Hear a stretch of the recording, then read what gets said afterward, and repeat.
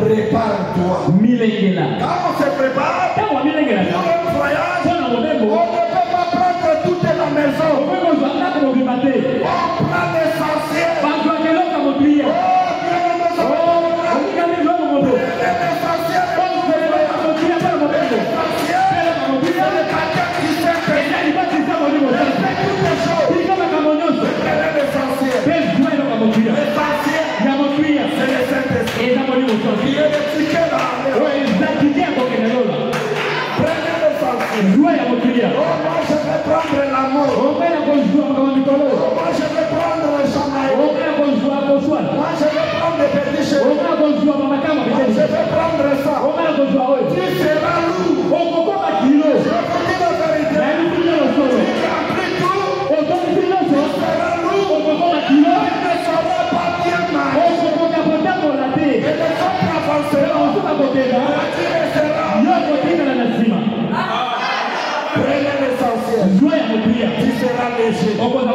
Regardez comment tu viens à l'église. Tu prends ton sac. Tu mets seulement la Bible.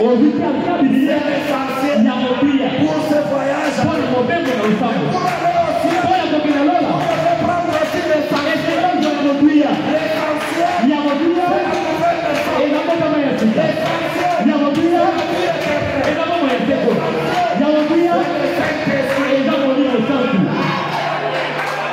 C'est ce que l'on fera pour aller et l'on se réjouir. Je vais prendre photo. Je vais prendre tous les cheveux.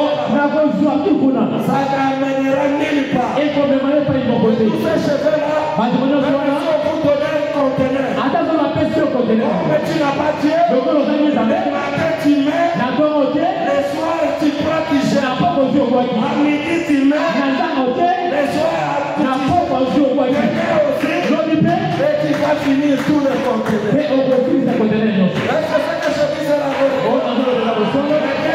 Prenez ce qui est ça. Si le mariage n'est pas encore fait, restez avec Jésus. Si le travail n'est pas encore fait, restez avec Jésus. Si les choses ne marchent pas, restez avec Jésus. La saison de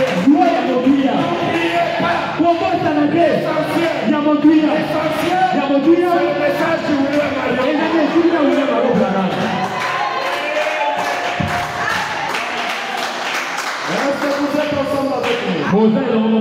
écoutez bien, il dit que votre cœur ne se trouble pas. Pourquoi nous nous troublons? Les enfants n'ont pas mangé. On se trouble. Mais le conseil est que on se trouble pas. On reste stable. Ça ne marche pas aujourd'hui. Nous sommes dans la marée. Ça va marcher. Le mariage viendra. Le travail viendra. Ça peut venir. Restez au poste du défaut. Prendra soin de vous. Ne forcez pas des choses. Laissez que Dieu lui-même puisse prendre le relais.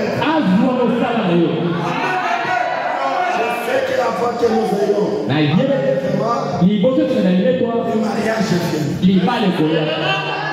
Ça viendra. Restez seulement tranquille. Attendez le temps de Dieu. Ne croyez pas que Dieu n'est pas capable.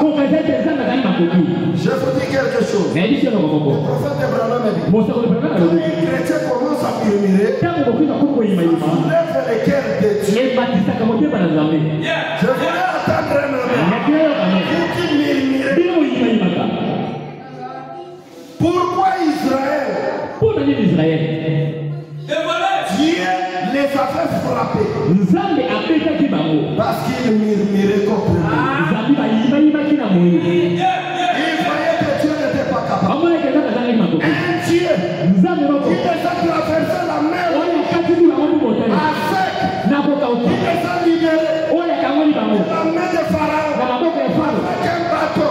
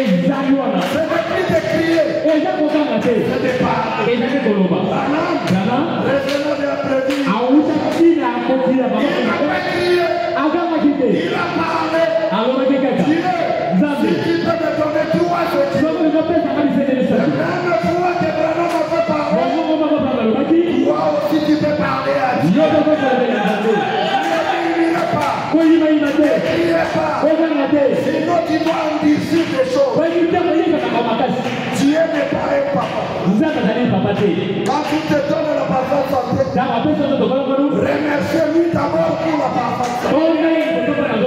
Même si les choses ne marchent pas, même s'il n'y a pas à manger, apporte la parfaite santé. Glorifiez-lui d'abord.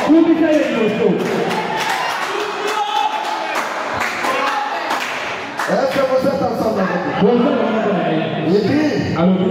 Il dit, je vous l'aurais dit. C'était pas, je vous l'aurais dit. Je vais vous préparer une place. Alors, quand Dieu, Jésus commence à parler à Pierre, je vais vous quitter, mais je vous enverrai le consolateur, l'esprit de vérité, le Saint-Esprit. Pierre dit, Seigneur, reste encore avec lui. Pierre, il est avantagé que je m'en aille pour vous préparer des demeures. Parce que ici sur la terre, il y a beaucoup de tentations. Il y a beaucoup de démons. Mais là, je vais vous préparer un royaume. Quand j'aurai fini, je reviendrai pour vous donner une photo, pour vous prendre. Là où je serai, vous aussi, vous serez là. Ah, frère bien-aimé.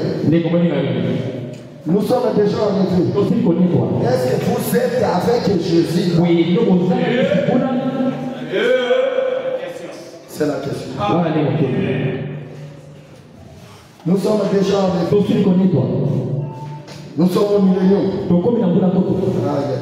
Millénium, nous sommes avec le Seigneur. Il dit, en fait, là où je suis, vous y soyez. Vous savez où je vais. Et vous savez les chemins. Thomas lui dit, Seigneur, nous ne savons où tu vas. Comment pouvons-nous en savoir les chemins?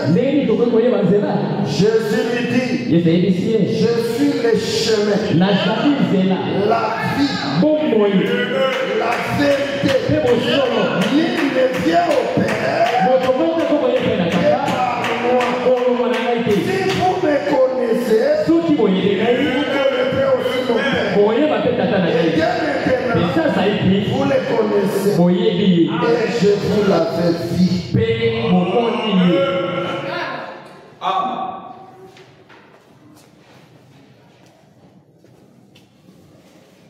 Amen. Jésus dit, c'est ça ce que nous nous demandons. Comment on va quitter la terre pour aller? Et est-ce qu'il y a des chemins? Il y a beaucoup de chemins là-bas. Jésus dit, je suis le chemin, la vérité, et la vie. Celui qui me connaît, connaît les chemins. C'est le fait de connaître les chemins. Parce qu'il vit au ciel, ce soir, il y a des femmes et il y a des hommes qui ont le Saint-Esprit. Une question de se déranger. Le voyage est assuré. Le visa est là. Le billet est là. Que tout attendons qu'il vienne nous prendre.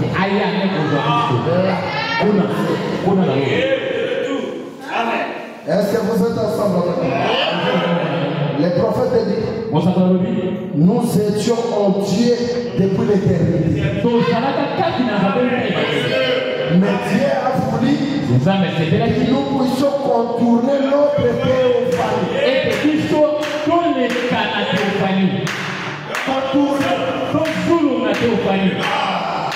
Et que nous puissions venir dans ces chairs pour être tentés. Mais ce soir, tel que nous sommes là, vos théophanies, nos théophanies sont à l'église. Est-ce que vous êtes ensemble? La théophanie est là. Il est en train de se charger. On charge la charge de la terre. Pourquoi? Parce que c'est lui. Nous quittons ce corps. Il ramène l'Esprit Saint. Ça rentre directement dans le théophanie. C'est pour cela, frère, il faut venir chaque jour écouter afin que votre théophanie soit chargée.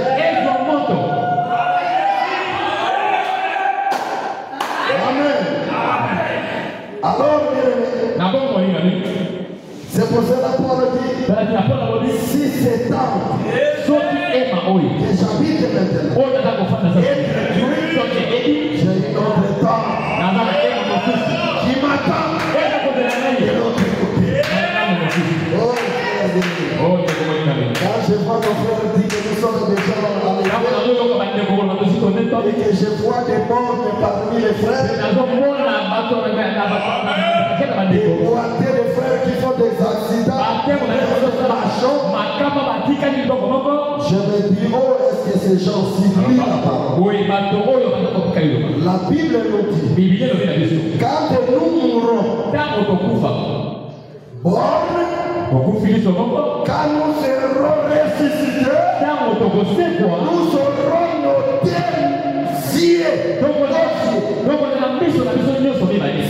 le mec qui était la main qui était sauvée, on devient machin. À la résurrection, la main revient. Amen. Est-ce qu'on peut chercher ça? Qui connaissent ça? C'est pas dans 1 Corinthiens, verset 42. Ok. Écoutez. Je dis 1 Corinthiens chapitre 15. Le verset, je dis combien? 42. Ok.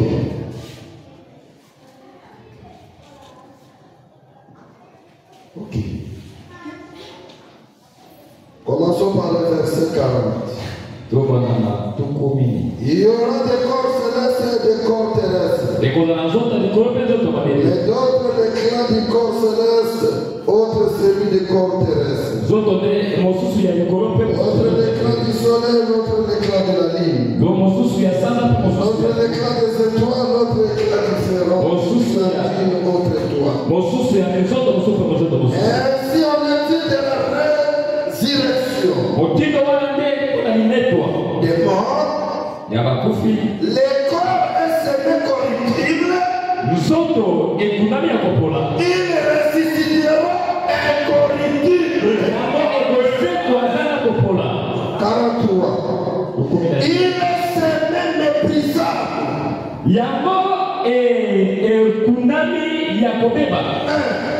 Il ressuscite glorieux. Nous autres, on va voir quelqu'un qui est mort. La haute balinière s'est châtiée. Il y avait un enfant de Dieu là, ce jour c'était fini. Il est parti. Et on ne voit pas le corps. Même si on ne voit pas. Le jour de la résurrection, s'il était mort avec le Saint-Esprit, il ressuscitera. Je n'écoute pas une maman. Les choses là devaient vous stimuler. Il se met infirme. Nous autres, on est condamnés infirmes. Le mot est catalan. lokolo katana mosusu abotama mwela bamwela nyonso ozomona wana bana na Nzambe oyo baza na Saint-Esprit soki bakufi mokolo ya résurrection bakotambola na makulu. Frère, yote milobana moto ya modèle wana ke Yesu asi aya résurrection so salama yazo de la résurrection soki pe akufi te akozala transilate akobongwa. Parce que notre théophanie c'est un corps parfait qui n'a pas de défaut. Le vrai toi ce n'est pas celui. Parfois quand tu marches bien, tu grossis, les choses ne marchent pas. Tu as des soucis, non. La théophanie c'est un corps parfait. Amen. Écoutez bien. Il a semé un film.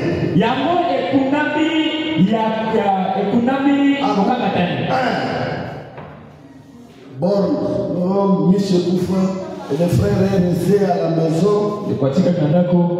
Il a le Saint-Esprit. Le Saint-Esprit avec un nom.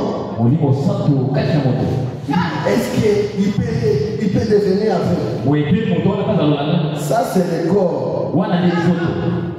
C'est le corps. Mais Branham avait le Saint-Esprit. Il a fait des accidents mortels graves. Et il est parti. C'était la foi pour lui. La mort, peu importe la façon, c'était un moyen de transformer. Amen. À la seconde, à la résurrection. Quand Christ viendra. Quand il appellera, les morts en Christ ressuscitent. Ceux qui étaient des infirmes, même les femmes qui ont appliqué le maquillage, et leur corps ont été finis. Mais à la résurrection, ils récupéreront l'air naturel. Mais c'est vrai, Azalaka na mokili kuna moyini motani awa komi ozala motani nde awa pakolaka mais kuna okozongela te na yo ya oyo otama na yo. Je voulais attendre un amen. Je voulais attendre un amen. C'est pour cela ngai nzoto ndenge nzambe asala ngai na kozongaka na soki ayi nake na leve kaka ndenge ezoga buka natobola jeunesse nakoki koperse oyo ona pakola mwa amen ndenge na yaka nakoma nani mwa tati yake mwa kongo bato bayebi kongo na nzela. Amen. Amen. Kombo bato bayebi komo okoti na ngana zando bamarke na ngana bayebi komo Gisèle oke na ngana munga baoyo Gisèle oke na Total Gisèle banzela manga na futa ka transport na futa ka bakamion nyonso nazokende ona komi akuna nazokende nakoki kofuta ekobakana ndenge kofuta mwana lita. Amen. Nafuta kapepo. Amen. Balenere ndio ngala mkota ona mafuta. Na mafuta. Bien. Amen. Amen. Pour voyager dans la frère Richard. Yeko tumotazana bamoye kule kanga. Ndenge ni yafuta na kufuta tena. Moninga ya patron ako iko futa tena. Amen. Nazala mbata kana moni tutipate. Viens toke pour presse chambre. Oyo botu watu waingie. Kanga biloko na naye toke. à l'équipage, je vais vous dire, chambre, Balam qui vient de la table de francs de plus. Amen. Amen. Bon frère. Au salaki accident au Kakia. La résurrection cicatrice est pour ça.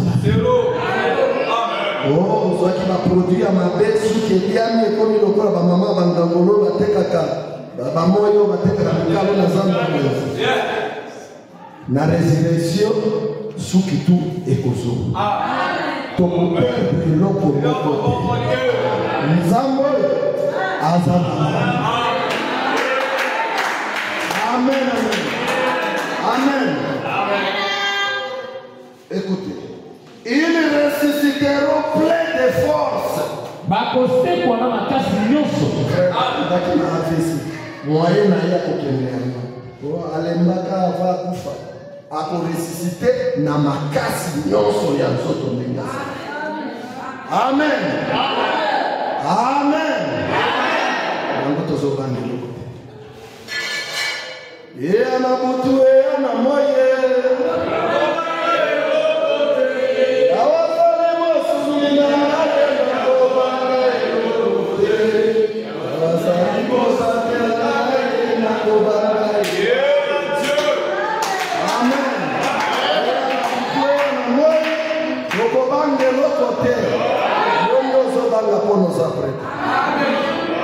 Alors, Jésus est allé nous préparer de demain. Pas de maison, pas de parcelle. De demain. Alors, ce soir, Jésus est allé nous préparer. Nous aussi, nous devons nous préparer. Oui, frère. C'est le temps de la préparation. Le couple se prépare. Nous aussi, nous nous préparons.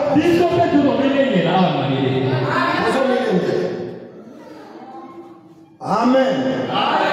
Est-ce que Zoé peut venir que vous avez commis mon menengere? Oui.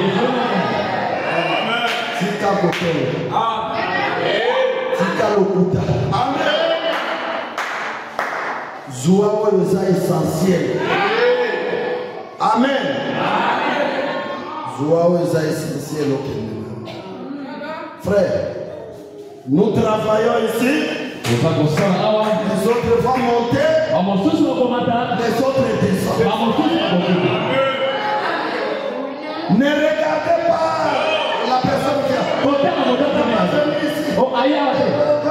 il fait ça.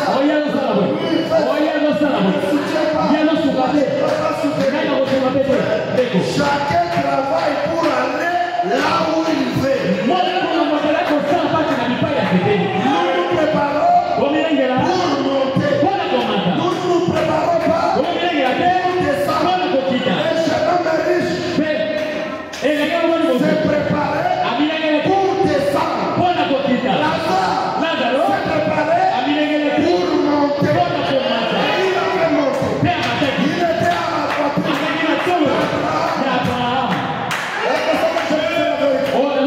Jésus se préparait pour monter. Judas se préparait pour descendre. Ne regardez pas. Regardez-toi avec Jésus. Quel rapport que vous avez maintenant ce soir avec Jésus? Est-ce que s'il venait ce soir, tu monteras ou tu descendras?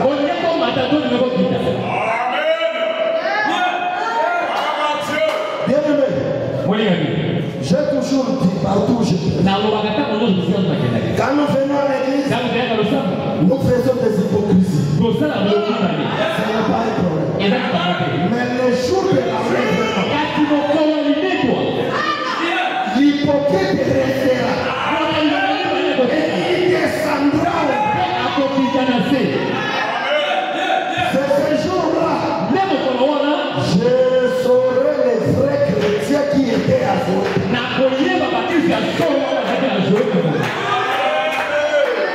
Je vous dis la vérité. Jouer, tout ce que tu fais. Mais il y aura un jour qui ne sera ni jour ni nuit. Et il viendra. Lui, ce n'est pas quelqu'un à corrompre.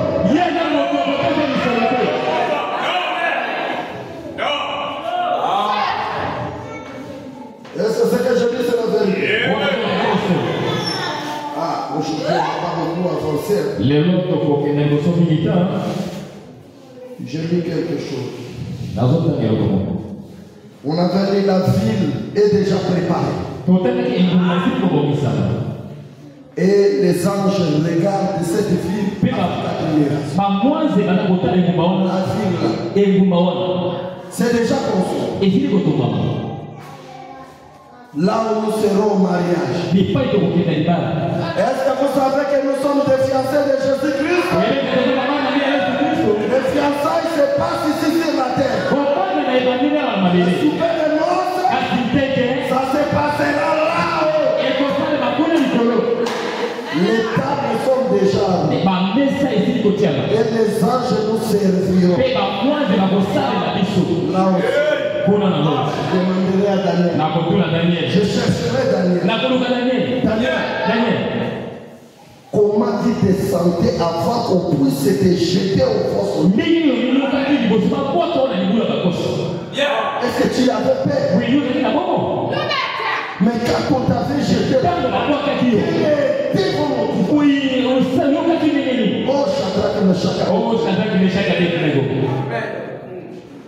je le cherche. Je vais chercher Pierre. Je vais le chercher. Je vais voir Mité. Je vais voir Colomba.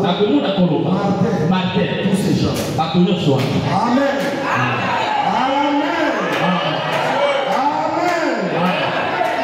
Mes frères, tu peux avoir le Saint-Esprit, mais les difficultés viendront.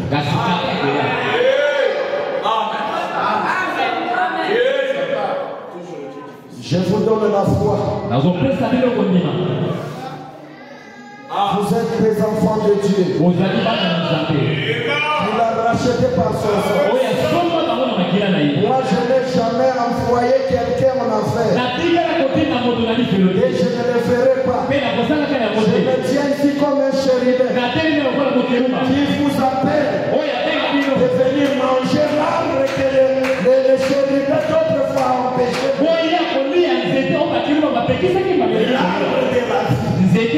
Si tu veux aller en enfer, c'est toi-même. Et moi, je sais que le Seigneur Jésus ne peut pas créer l'enfer pour ses propres enfants. Est-ce que vous êtes ensemble avec moi? Je lis même des déclarations. On quitte.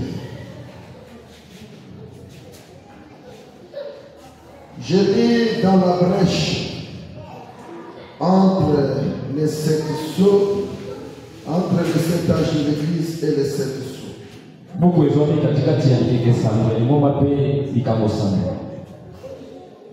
Soit je commence par la semence n'hérite pas avec la terre. Le 18 février 1965.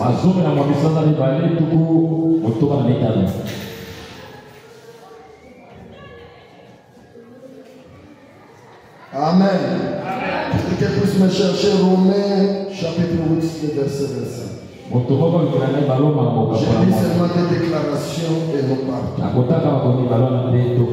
Je lis dans la semence n'hérite pas avec la barre. Paragraphe 28. Traduction originale. La voix de Dieu. Mon intention et mon désir ce soir, c'est de réveiller cette église, de réveiller de nouveau pour la venue du Seigneur Jésus. Je n'écoute pas la main. Toi, c'est lui qui dort. À la maison. Nandaka. Les jours de culte. La télé. Kaka etameke. Je te réveille. Nazako la musayo. La préparation. Komilengela. Avait déjà commencé longtemps. Estile kobanakala. Depuis Pierre. Uta pekelo. Depuis que Jésus a quitté la terre. Uta leta mabele. C'était la préparation. Maintenant nous sommes au temps de la fête. Nous devons nous préparer. Et le prophète Abraham a dit, je suis venu là pour vous réveiller. Pour vous secouer. Et après le temps. C'est le temps de vous préparer.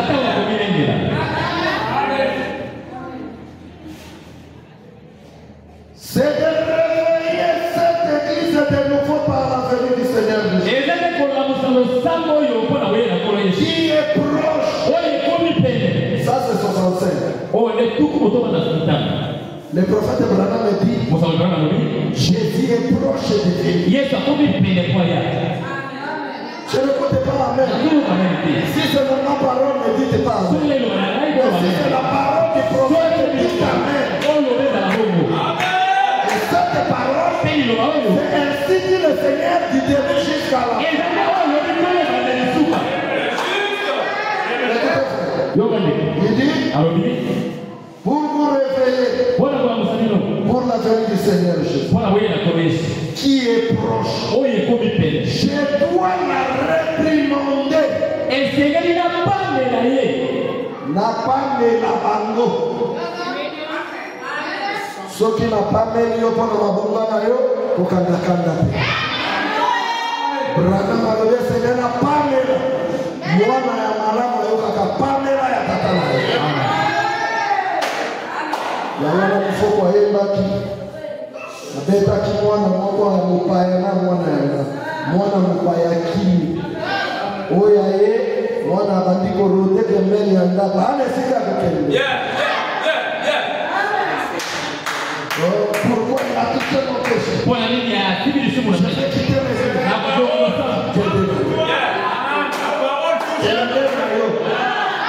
La question d'abord, oh l'enfance.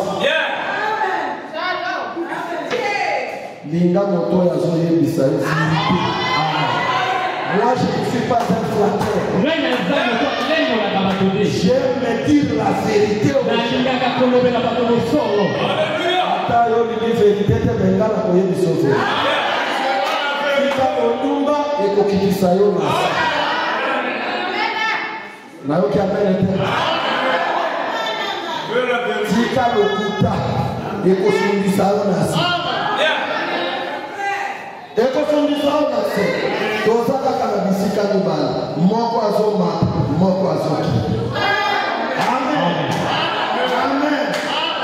Et le prophète Abraham dit, il y a trois autres exodes. À part l'exode de Moïse, l'exode de Jésus et l'exode d'Abraham. Il dit, il y a un autre exode. C'est que Noé rentre dans l'arche.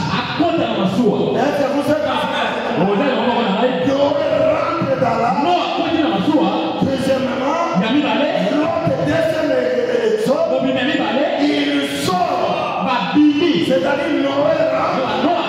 L'autre sort. Et troisième, Jésus monte. Et l'exode de Kédisson.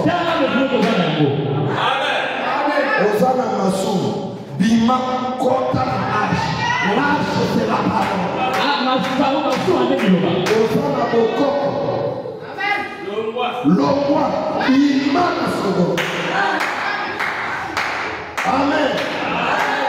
Alors, le troisième exode, Jésus mort. Amen. Écoutez, frère. La déclaration de toujours 5 minutes ici. Écoutez. Qui est proche, je dois le réprimander. Je dois réprimander les péchés sous quelque forme qu'il soit.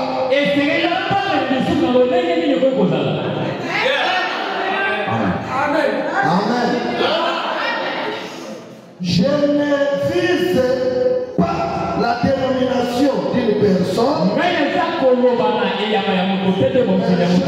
message à présenter au peuple.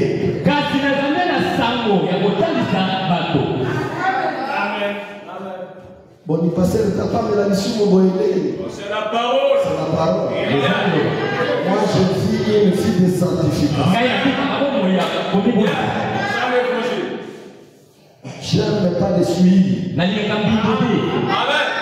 Et donc, on s'en a tout le temps parce que et donc, il faut qu'il se dise c'est la parole. Nous devons marcher conformément au principe de la parole. Alors, si tu commences à piétiner cette parole, donc ça, c'est la parole. Prophète Branham a dit, Motoyo, Azabundi, ma guérison divine, Azabundi, ma Saint-Esprit, Azabundi, Atali, Banza, Tikaï. Amen. Soki molingata dimanche la possibilité. Na mtiko tata na wakaka après-midi au naza komedi. Na yake wa depuis 12 heures. Amen. Amen. Et le prophète Branham dit, on doit citer les péchés par son nom.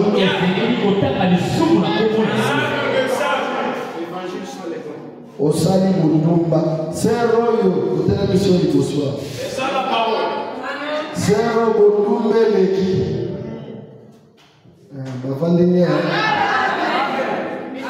Ngala sana Sonia Mokote. Frère Mundumbe Leki. Amen. C'est la parole. Mon colombo frère. Ngala ni la frère Jean-Pierre Leki. Mon colombo to sa église en paix na révérend. Frère Jean-Pierre Téléma. C'est ça l'évangile. Maman Bazaki mon colombo. Tata Babo. Adi frère, Ada frère Mama paix. Amen. Esse frère Jean-Pierre aqui vai église. Frère Jean-Pierre il y a qu'à colonioso. Il y a qu'à colonioso. A Mônica, frère Jean-Pierre, o général, o eu na ajuda dele. Na Congoli que mudei. Ah, eu a família. Yo c'est important de qui nous ensemble. Importance na yo ya nini? Frère, bato soki asi alati atie mwa suki, alati mwa talon, mwa veste, mwa cravate, amoni akomi moto important. Oza important te. Celui qui est important, c'est la parole de Dieu.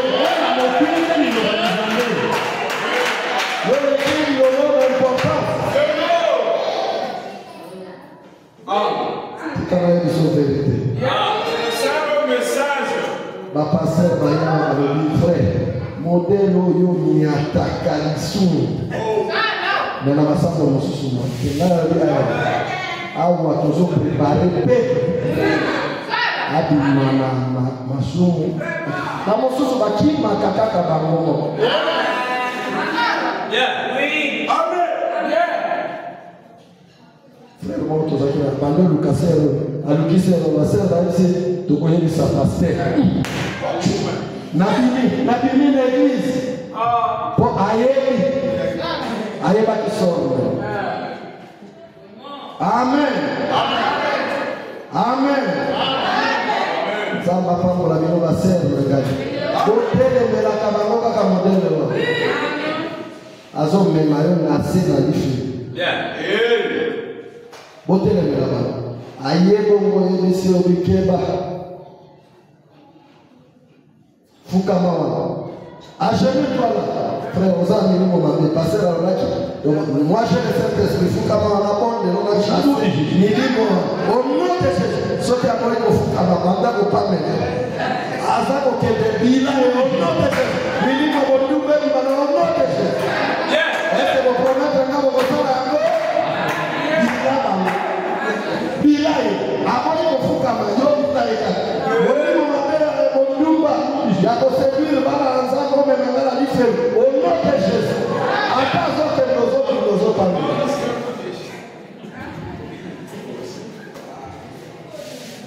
Amen. Pasteur, la mission ce matin, nazo subisa papa. Malobaki dans la brèche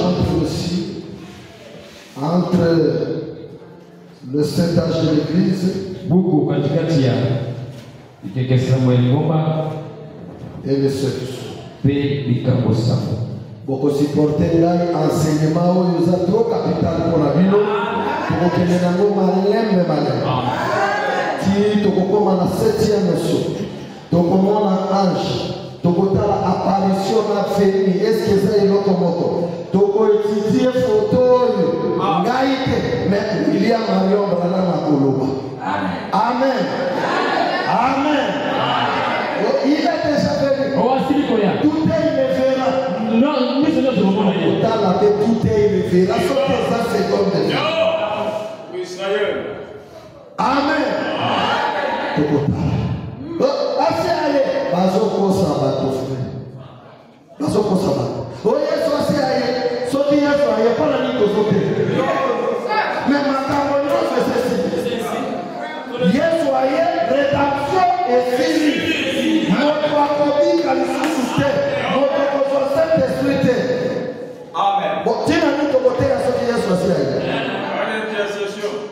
Et comme il a ma terre et la famille, biso la famille, la biso, ton image à seconde de vie. Et comme il sont là, ma terre et la famille, ancien engagé, parole de l'Église. Donc, tu as la ancien l'auditeur, parole de l'Église. Amen. Nous attendons à tous ça. Dans le baki, dans la brèche. Ok. Ok. La brèche entre le 7 âges de l'Église et les 7 sceaux. Page 116. Paragraphe 310 au Sundi.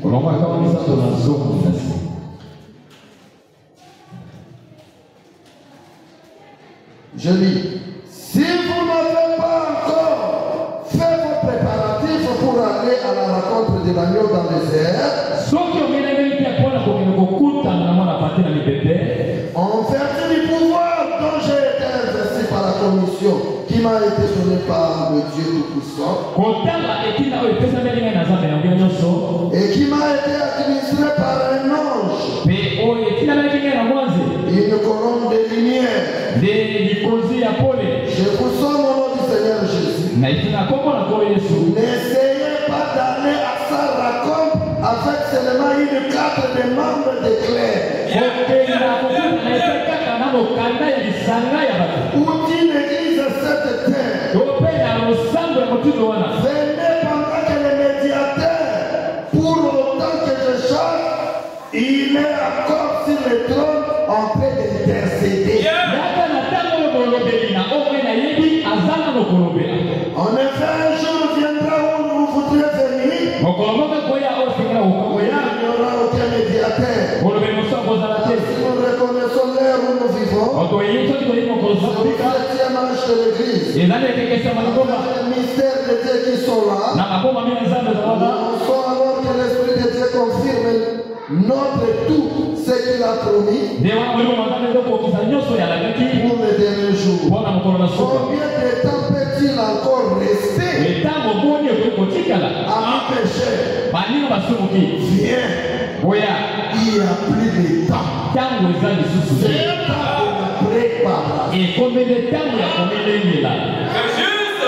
Est-ce qu'il y a encore le temps? Mais frère, si les locaux ma petite chérie,